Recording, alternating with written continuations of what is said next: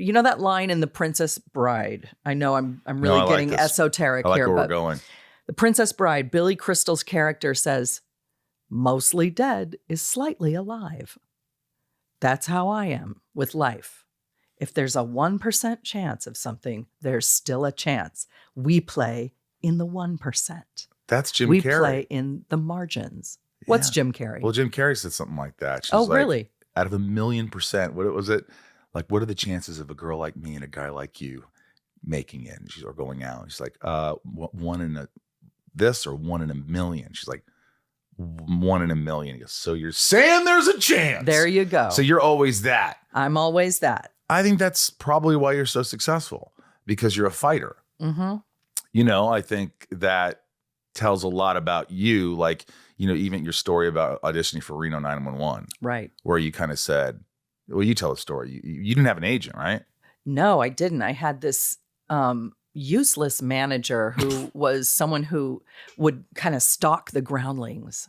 And there's a few of those. They've probably changed over the years, but at the time that I was in the company, there would be people who were always at the shows, always kind of scouting talent. And she snapped me up, but she wasn't doing anything. And she never did do anything for me.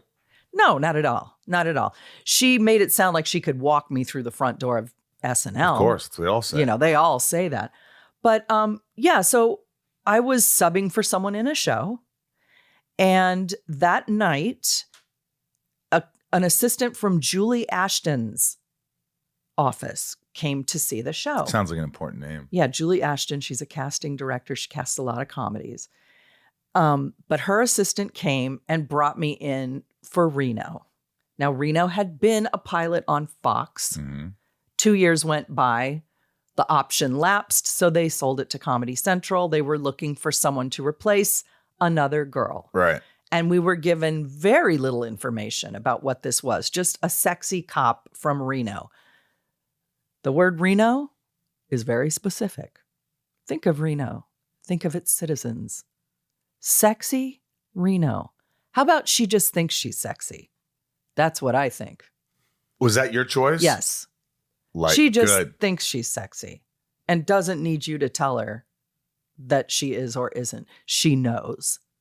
That I can play. A real sexy girl, just look out the window. You can find anyone to do that. Okay. But someone who thinks she's hot. Little naive. Well, listen, I got my mirror and I know what I'm seeing. And it looks pretty good. If I can get these pants zipped, I'm wearing them out of the house, you know? So, yeah, I went into that audition with nothing. Something very boring. Just, I think I wore all black and it wasn't terribly sexy. Okay. But I went in, again, with no expectations because I was just ready to quit the business and just do the groundlings. Yeah, I was like, I'm 32 years old. I'm not getting anywhere. It's over.